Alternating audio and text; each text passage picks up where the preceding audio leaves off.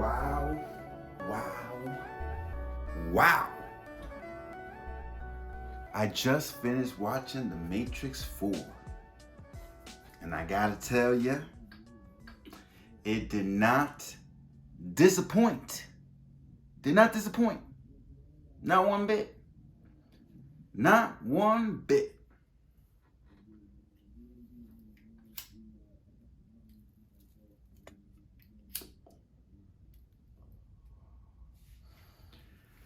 I tell you, if you haven't seen it, watch it.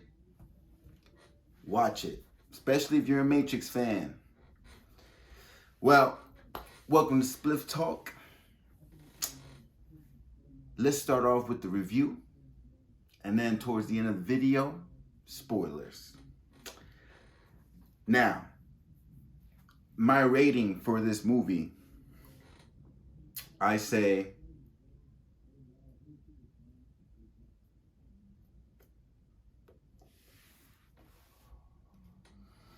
honestly, I don't want to sound like I'm just abusing these scores and not really giving them an appreciative value, because I kind of want to give this movie a 5, but because it was really good, but I'm going to give it a 4.9. 4.9. Because it wasn't perfect. I wouldn't say it was, it's debatable.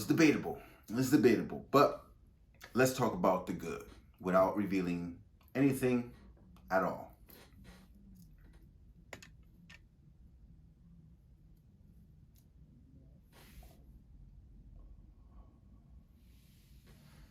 Movie. Let's start off with the length of the movie. The movie is about 2 hours and 20 minutes. Perfect length. Felt like more than enough time to explain the story and give the audience what they're looking for when it comes to continuation from the first 3 Matrix movies.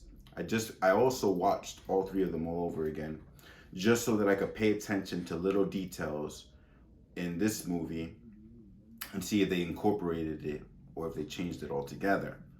And the way they tell the story is done well. I believe it's done really well on how they bring back Neo, how they bring back Trinity, how Morpheus ties into all of it. The Wachowskis did a great job. Because I really don't have complaints about the movie at all. Yeah, I have opinions, which I'll talk about when it comes to the spoilers, but not really any complaints, because I felt like it gave me exactly what I was looking for. It gave some new detail, new characters. New characters were awesome. They fit in well. The whole theme of it fit in well.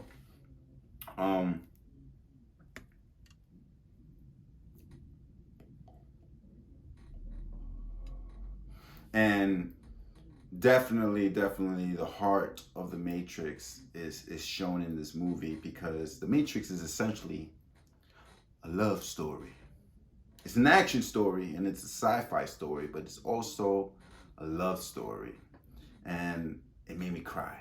This movie actually made me cry when it came to Neo and Trinity. It made me cry.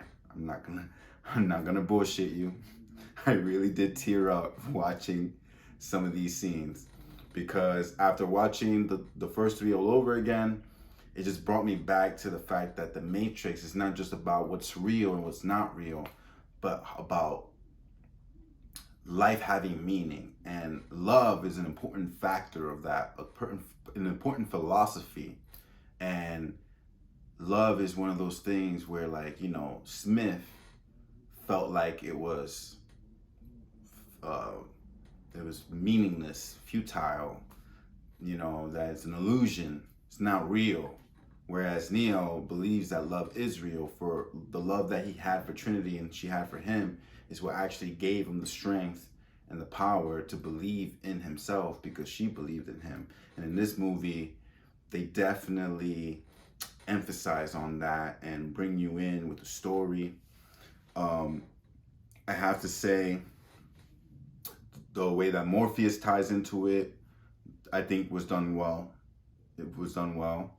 The other characters, Nairobi, what happens to Zion, all the new characters and the influences, what happened to the machine world. They explain all of it. And the good thing I like about this movie is that it doesn't leave you hanging. It doesn't leave you hanging at all. I was expecting that this movie was going to leave me hanging with details that I wanted to know, but it doesn't. It actually lets you in on everything, on everything, on everything. In fact, I like that they did that because now I'm excited because, okay, now I know everything, what happened, why they're alive, and everything. And now, oh, where is it going now? Because that's the true mystery. It's like, what are the new part 2s and 3, part 5 and 6 gonna be about, right? Are they now gonna, save the human race? Who knows? You gotta watch the movie. You gotta watch the movie, and I say you go watch it now. Because right now, it's spoiler time. Oh yeah, we gonna talk spoilers. So, get off the video if you don't wanna hear no spoilers. So,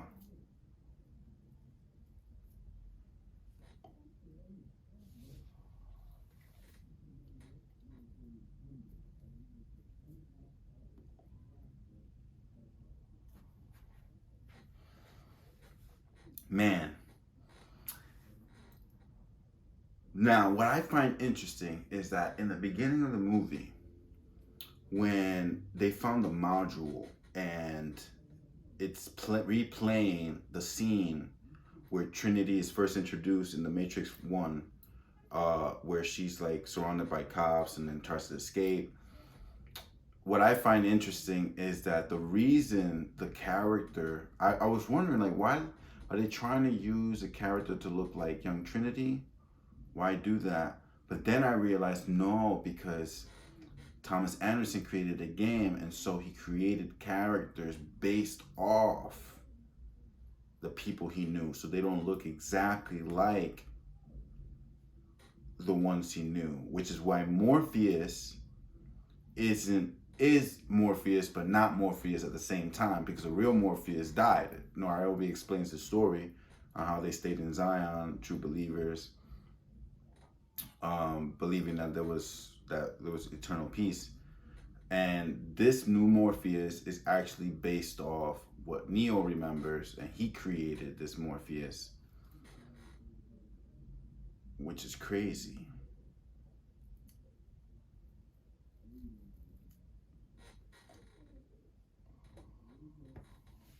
At least that's what I understood. Then Smith, basically they took the world, and I really like how they decided that the basically what happened is that they took the world,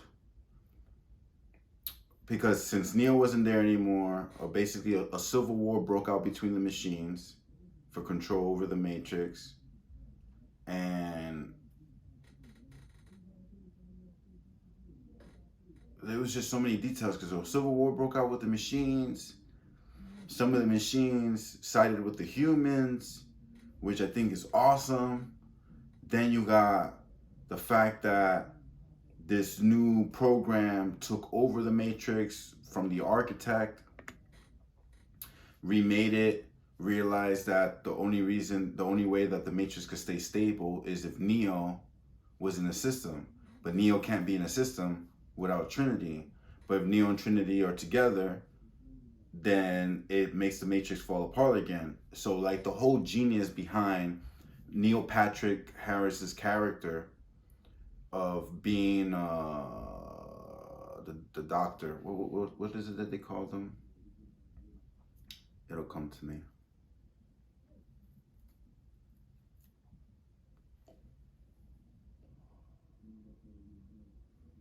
Jude, Jude or something like that.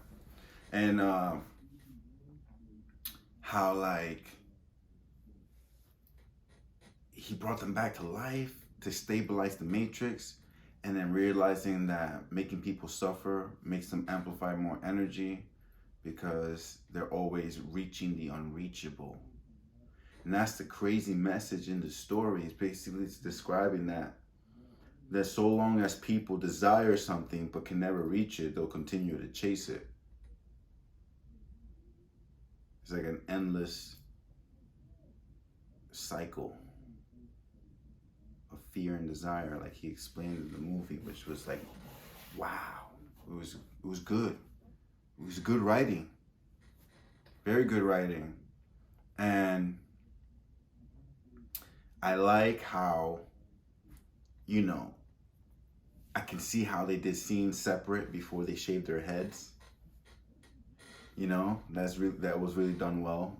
All the scenery, the shots that were done in the movie were really done well. The action scenes were really good.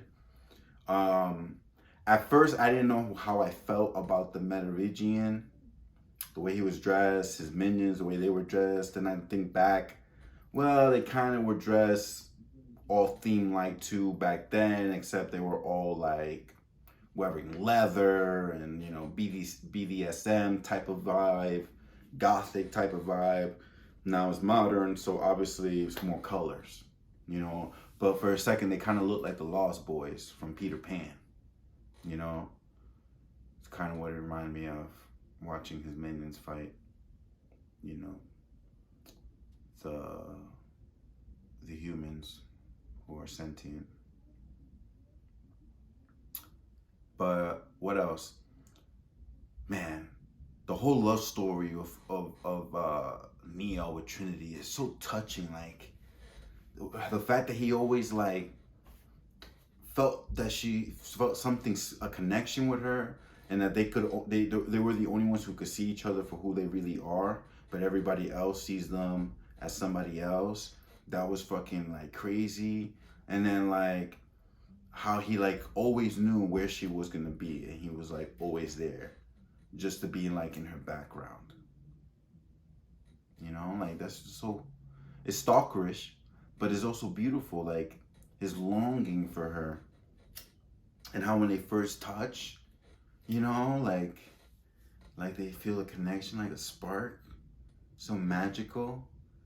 And I love how they still, you know, showed scenes from the past and showed new scenes of like when they were getting resurrected and, you know, touch each other and created power.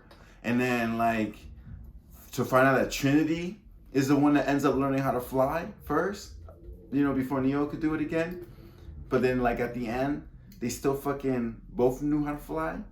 That was awesome. And like Trinity having his powers, it's like, oh, it's like they're soulmates, like they're two halves of the same coin, same soul.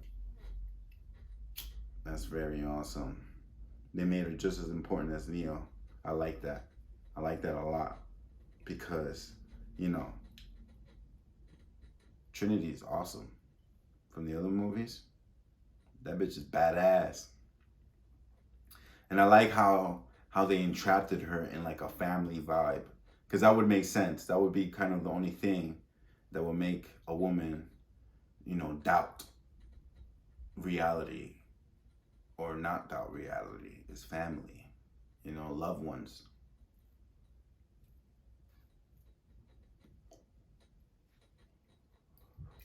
Another thing that I wanted to talk about, you know what I found so funny?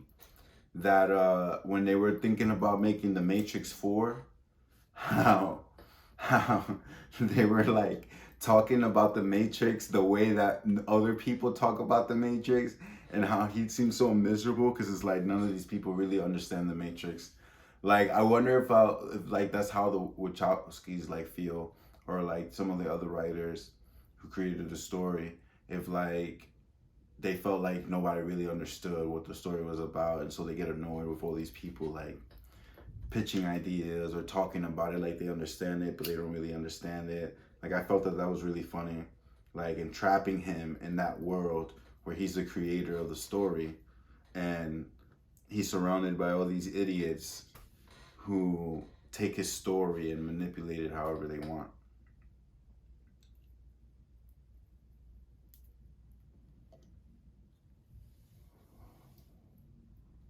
I also like how they incorporated the cat, calling it deja vu, you know, to kind of entrap him more.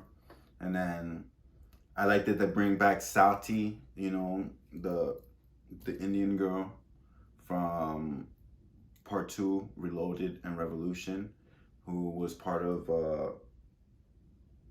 the other two programs when they were waiting for the train man to, like, you know, help her escape.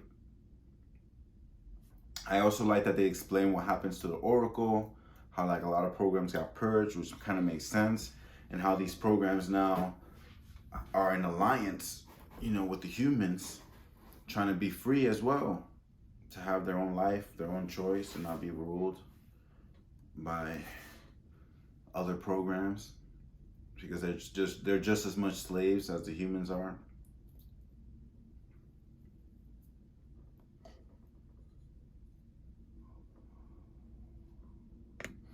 I also really love about this movie is like they emphasize a lot on choice and how choice matters and how important choice is, and that's what really defines freedom, is choice, having choice. You know, that's what defines real, is choosing. There was so many like little snippets in this movie that were really, really good. I definitely am gonna watch it again. In fact, when I was watching it, I was like rewinding certain parts just so that I could really understand what was going on, because I didn't want to miss one bit. And you know, I was smoking too, so you know, sometimes you like lost in the moment, like what he said. Rewind. And the thing with HBO Max is that when you rewind, it don't go 10 seconds; it go like 30 seconds. You're like, I gotta watch this whole damn 1 minute scene again. I know I just said 30 seconds, but I feel like it's a minute. That didn't make sense at all. Well, what didn't I like about the movie? Well, I already said about the Merovingian part. I don't know how I feel about the guy that they chose as Smith, as his like alternate version. I feel like he's too peppy, not serious enough, not menacing looking. I don't know. But I understood it. I just don't know how I felt about the actor playing him. What else?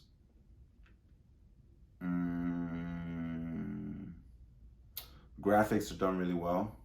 The effects. That's those scenes where like they can make the people fucking swarm like zombies. That shit was crazy, especially when they were making them like jump out the windows. I was like, holy shit, this fucking guy is crazy. Just like making all these bots. Yo, they make so many puns towards like modern day labeling for like certain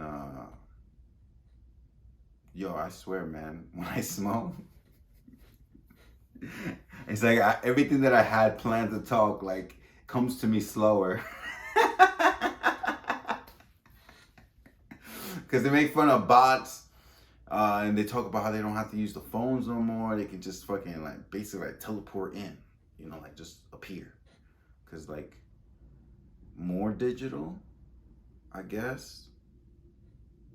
Don't really know the science behind that.